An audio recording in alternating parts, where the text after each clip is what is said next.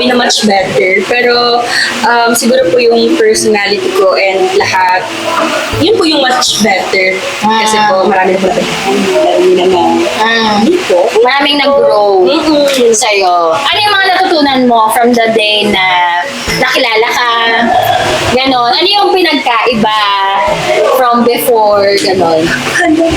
Siyempre po, yung pinagkaiba po niya is yung sa popularity ko. Every time na lumalabas po ako, yung mga ganyang atake. Kasi po, minsan po may mga sumisigaw na ng pangalan ko na hindi ko naman po na-experience before. Kasi noon sa start naman po ako, parang normal lang po sa akin na may mga kilala pero hindi ko sila magsisigaw. Si Sandy pala! Ganyan. Sandy lang, parang Sandy. Hindi po. Wala talaga. Hindi po. Meron! Makikita ko po sila sa unahan. Bulong-bulungan na po yan. Uy, si Sandy yan. Akala po nila, di ko sila nakikita. Nakikita ko. Parang mga napagbabago na. And actually po, sa work, ganyan. Sa work? Marami po nagbago. Marami po. Like work in isang area ng work? Like being influencer? Okay. So like promotions po, ganyan, engagement. And I'm very, very grateful naman po. Pero guys, backstory. Nakilala ko si Sandeng through Morena. Scroll kasi ako noon. Tapos nakita kita. Sabi ko, uy, sino kaya to? Pero wala pa yung boom, boom, boom. Wala pa noon. Naalala mo yung binigyan kita ng project through Morena? Sa TikTok shop po? Yes. Wala ko po yun nung first na message po sa akin natin Morena. 2022? Or 2022? Ang tagal na! Tagal na po siya. Kasi po, senior high school pa po ako noon. Or baka po 2023 na, hindi ko na naalala. Pero tagal na po. Nung time na yon, ilan yung FF mo? Hello! Kasi po, naban po yung account. Yeah, yun nga yung kinukwento ni Morena. As in, kung wala po kayo, wala po akong baon sa school. Totoo po yun! Kasi sa dump ko po, yun po sa ngayong umuso yung bumburong-bumburong. Doon sa account ko na yun, sa Sunday dump. Doon po ako nagpo-post. Kaya siya naging dump. Opo, kasi dump account po talaga siya. Dump account talaga siya. Hindi yun yung main account niya. Kaya kita in-invite today because ikaw yung unang naisip ko. Of all the influencer na, syempre, parang iniisip ko na gusto ko rin i-interview. Ikaw yung first kasi nung time na nagkaroon tayo ng pag-uusap noon, ang saya. Parang, grabe, Pero no? po, parang kulang na nung Hanggang umaga kami. So, grabe, parang, nung time na yun, parang may inas siya, request siya na inumin namin. So, sabi ko, sige, magbigyan natin. Hindi mo nakakalato. Kasi hindi na ako drink. So, parang sabi ko, sige, for Sunday.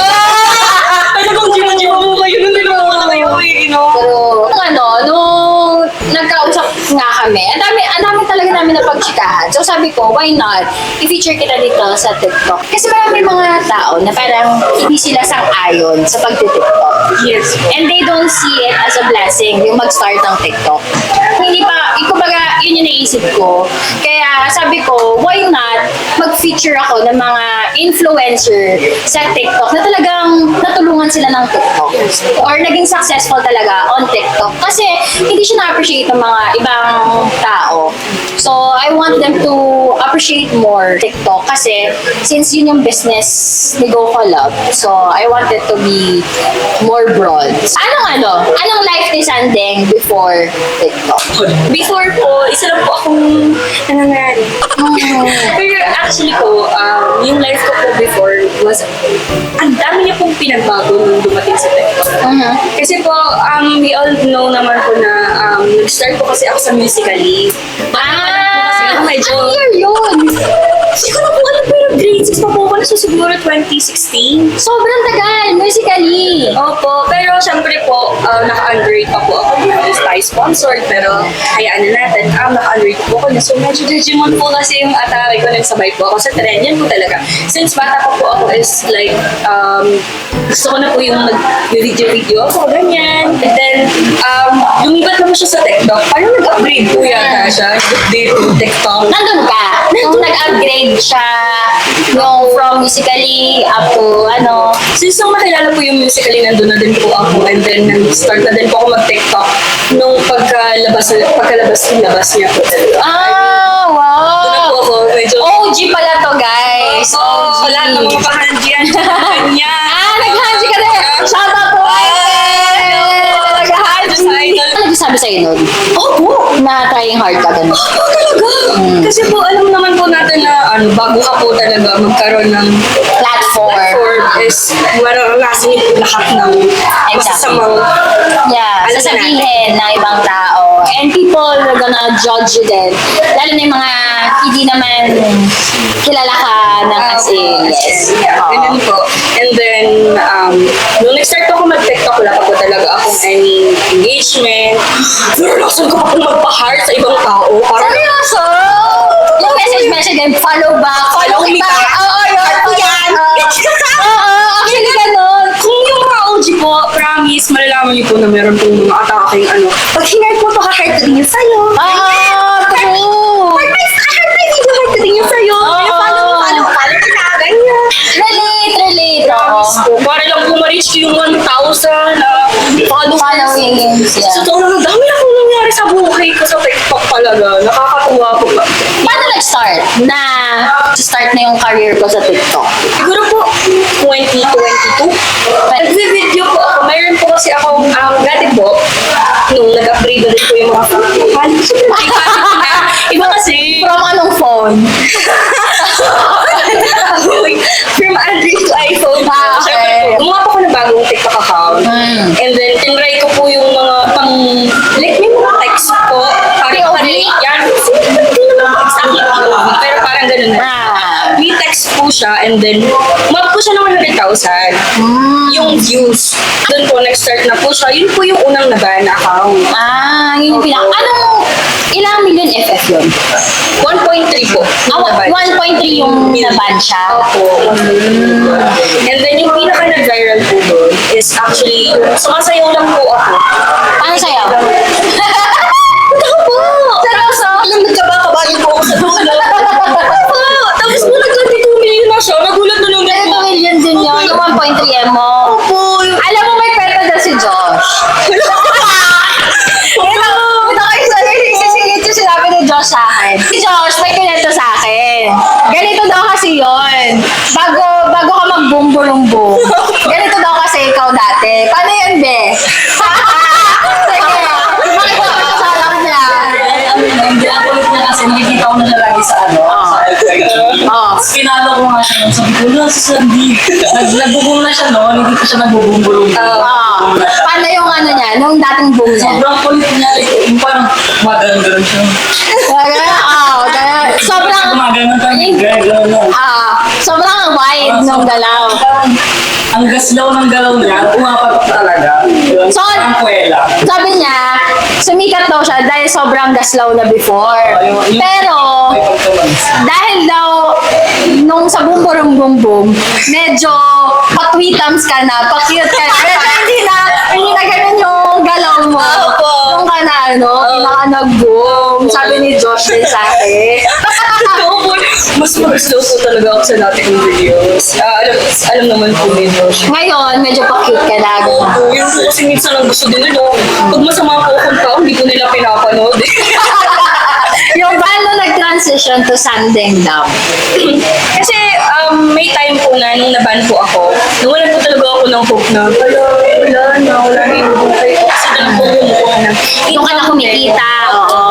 And doon din nanggagaling yung Pambaon ko sa baon. Opo. Pang-aral. Actually, sinabi niya rin sa akin na yung sa research fees. Ako na rin. Yung sa tuition. And, okay lang ba? Sabihin mo sa kanya yung course mo?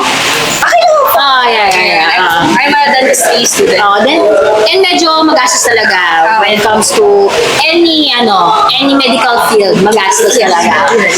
Paano ka yung transition to Sandeng Dam? So yun nga po, ang kwento po nun is, nag-aya po yung friend ko na, uy, saan may video po siya? Uy, saan kain tayo? Oo, saan tayo makain? Kaya, kahit po may pare pares daw po kami. So, sabi ko, G, sige lang. Kasi po dalawa po kami dun sa trend. Sa trend. Shoutout sa'yo, Lance Bongkin. Ikaw ito dyan. Kasi, Andre Bongkin po, follow on TikTok. Yeah. Friend ko yan. Kung wala po siya, wala din po talaga yung buko. Siya po talaga ang nag-start nito. siya nagsabi. Siya yung nag-aya. Opo. Then after po namin kumain ng Paris, nakita mo may 7-Eleven sa likod. Yeah. Opo, bumili pa po kasi kami ng mga inumin. Ay, hindi na inumin na. Yeah. So, yun na po. Bumili kayo ng mga snacks, gano'n. Snacks. Yeah. And then, nilagay niya po yung phone, sabi niya, girl, meron ditong trend. Pero sa'yo po siya parang ganyan. Boom. Pero sa'yo po siya. Kasi may steps yun. May steps siya. Oo. Syempre, alam po nung friend ko ni Lance na makulit ako. So, ang ginawa niya po is like, sabi niya, girl, ilalagay ko dito yung phone, ikaw na yung bahala. Gumawa ka ng kahit anong gusto mo. Okay, bahala ako. Galing ah. Hindi po siya scripted at all. fairness. Kaya, grabe, proud na proud din po ako kay sa friend ko pong yun, kay Lance. Kasi, nilagay niya lang po dyan. Meron pa po kaming stand dyan. Hindi ko po alam. Nilagay niya ganyan. Okay ha? 3, 2, 1. Yun, doon na po siya nag-start. Galing. Tapos sabi ko, ikaw naman.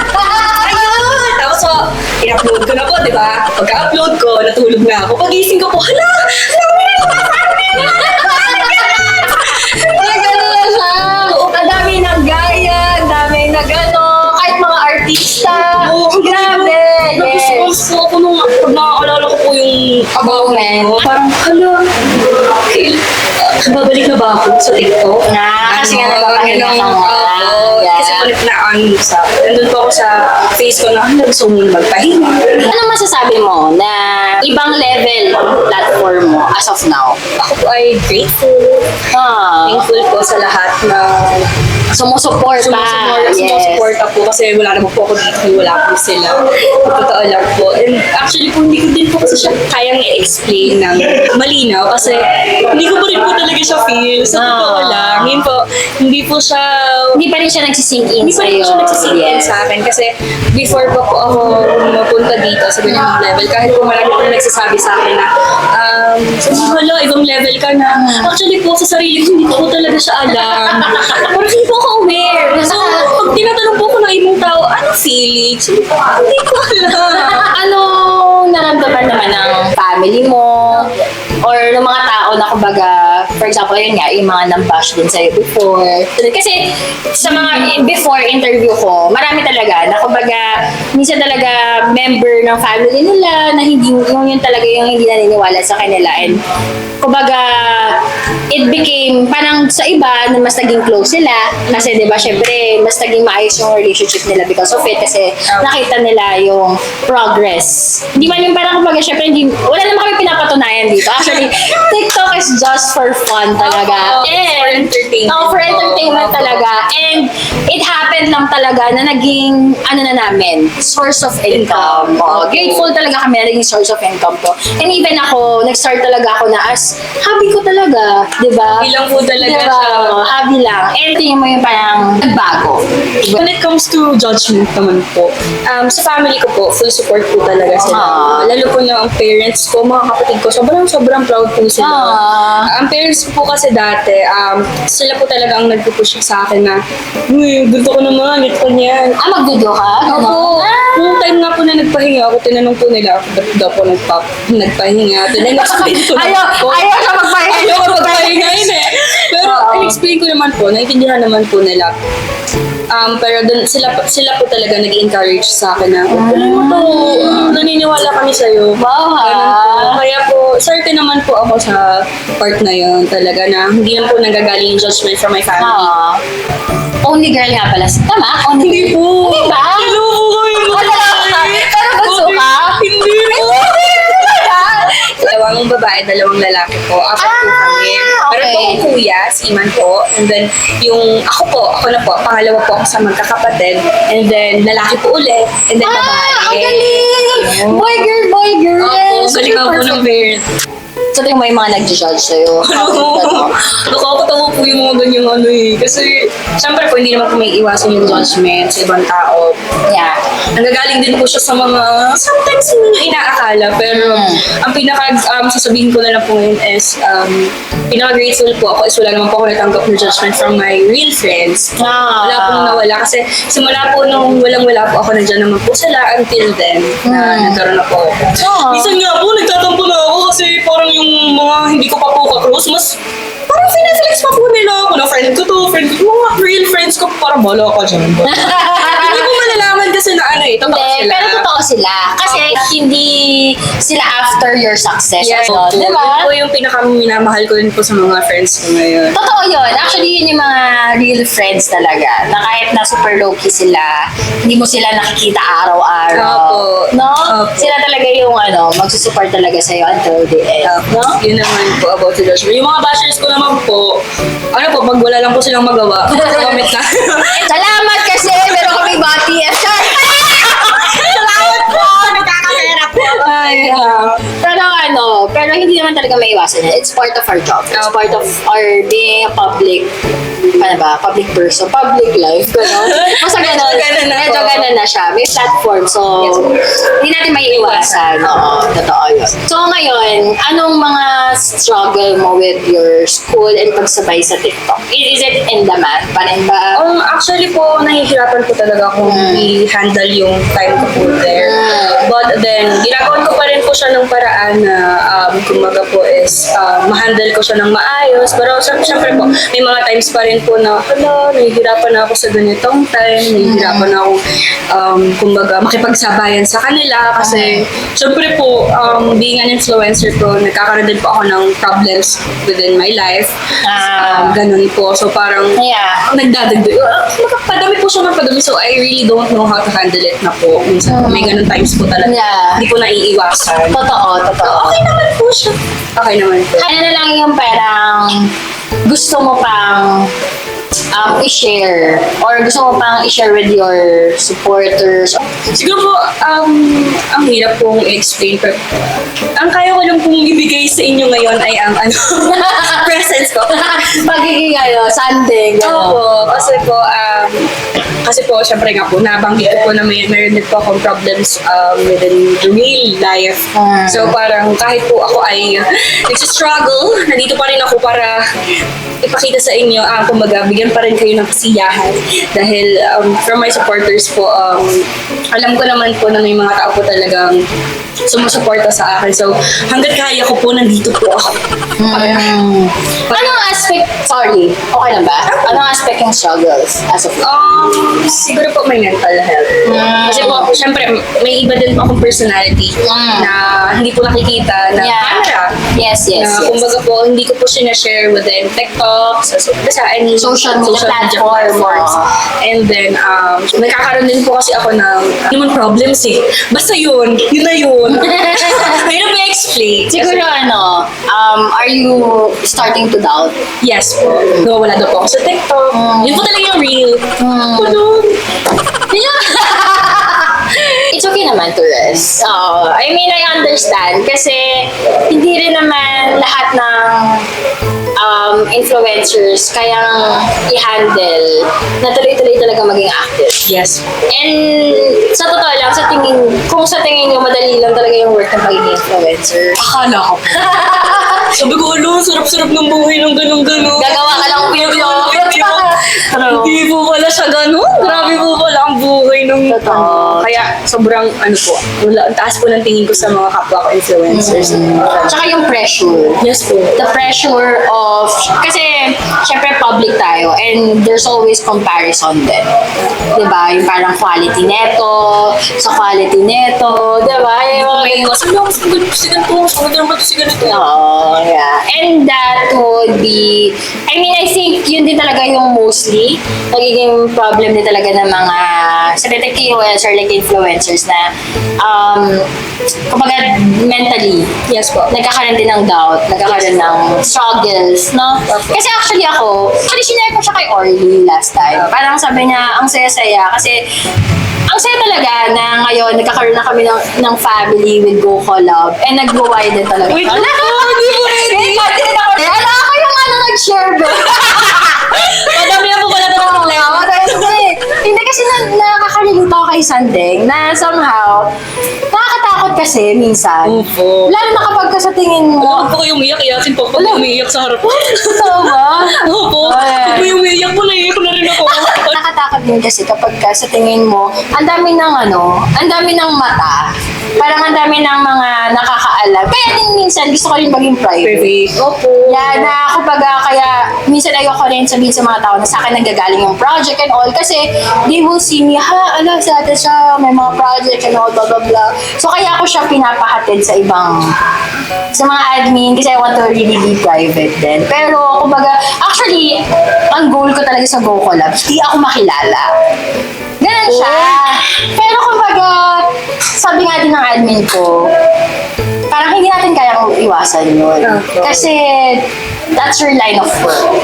And we have to really go public. Parang hindi rin ma-full potential si Go Collab if ikaw mismo, yung brain nung company. Hindi po. Oo. And katulad na to, TikTok, diba? Parang hindi naman siya talaga magmamaterialize if hindi ako yung magsa-start. Yes. Diba? If I won't take the lead. And minsan kasi nakakatakot pagka humarap ka talaga sa tao. Anong gusto mong sabihin with our viewers and baka may gusto ka pang ipa-promote, gano'n. Wala po. Nag-hope lang po ako ng maraming trabaho. Baka naman po sa mga makakapanood dyan na bros. Email lang po kayo. Mabait naman po akong tao. Pero hindi po ako yung nagsasagot sa inyo sa email Sino, may ano ka ba? May assistant or something? May manager po ako. Ay, may manager ka pala. Okay. Sino ba manager mo? Turo mo nga. Bukas sa Eden na siya. Okay, Eden pala. Eden pala yung manager. I'm very, very grateful naman po dyan sa isa dyan. Okay. Na siya po talaga yung nag-handle ng works ko. Aww. Actually po, siya po yung sumasagot ng email. Siya po nagpapaalala sa akin. Hey, Julie, kasi na to, kailangan mo pasa ng ganito, ganyan. Wow. Mag-reply ka na dito. Di ba sabi siya, mag-reply ka na. Tapos may email niya po yun lahat. Minsan nagkakamali pa po siya sa name. Kasi kinakopy minsan. Really? Yun lang po yung name. Kasi same lang naman po yun na kailangan po ng rate. Ganyan. Kasi lahat may deadline eh. Tapos minsan pa lahat nagmamadali. Opo. Yun po. Wait lang po ha. Hindi kami robot, Char. Kami robot. Pero pasensya na po pag nalilate po ako, ganyan. Kasi po nakaka-stress po talaga siya. Guys, panoorin niyo naman yung mga yung mga ini-endorse ko. Kasi minsan kailangan ko rin ng views eh. Yung puro kalokohan ko lang. Oo, awa nyo na. Para lang, makatulong. Siyempre, Pilipino tayo, tulong-tulungan lang din tayo. Kahit, huwag nyo na lang scroll, kahit mga 15 seconds, masaya na ako. Pero, actually po, ito po, serious moment. Cheers, wala na yan. Hindi po. Sige, Pero, go. gusto ko lang din pong i-share na nakakatakot na rin po pala ngayon sa Facebook. Kasi po, marami din po kasi akong projects na pumapasok. But then, hindi po siya sa akin mismo. Kasi po, marami po akong posters sa Facebook na nagpo-post po sila na gamit po yung mukha ko, gumagawa po sila ng reels. Kasi po alam niyo, malakas po, di ba, ang reels sa Facebook. So, syempre po, nagkakaroon po sila ng source of income and also, may mga sarili-sarili na po silang Gmail. Ang dami ko po kasi nakikita sa Facebook. Grabe, no? Po, like, meron po akong poster na page. Actually, 700,000 na po yung followers niya. Facebook? Hindi, siguro po nasa sa 7 yung page ko na hindi naman po sa akin. Seryoso? Ganun po siya Facebook kalala. yan? Yes po. Tapos po may mga... Grabe mas malaki pa yung followers. Kaya po, please guys, be aware po sa mga fake accounts kasi yung Facebook ko po, it's actually 100,000 lang. Ito yung pinaka-Facebook na talaga. Yes po. Siguro, na lang yung natin. Sabihin natin sa kanila. Yes. Kumbaga, ito lang yung only accounts ni Sandeng Opo. na para maging aware din lahat. Nanay ko nakafollow din sa mga page ko. Hindi ako yan. Hindi mo ako yan. Sabi ko, ikaw yan. Kasi saya-saya ko pa naman, dami yung followers. Opo, tsaka po kasi, para po malaman na lahat ng brands, I'm not actually working with any, casinos po. Hindi yeah. po kasi ako kumbaga nagtotolerate ng ganun po. Kasi po, may mga bata din pong sa social media. So, True. I feel like, hindi po siya appropriate. Yes. So, on Sunday, maraming salamat for your time. Yes! Thank you din po. Sana sa susunod may pawai. Ay! Wala! Sige po. Ay, ging pala.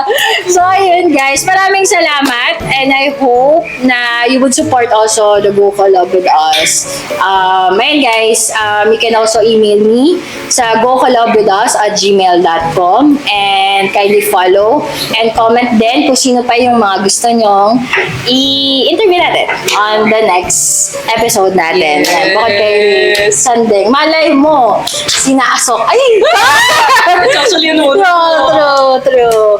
Alam mo, pangarap ko yung maka-interview ng mga gano'n. ganun po ba? Oo, yeah. Ganang level. Idol ko rin po yun. True, di ba? Hoping and soon with our with our TikTok by Go Collab with us. Thank you so much, guys. Thank you po. Can you Bye-bye. follow them? Ready?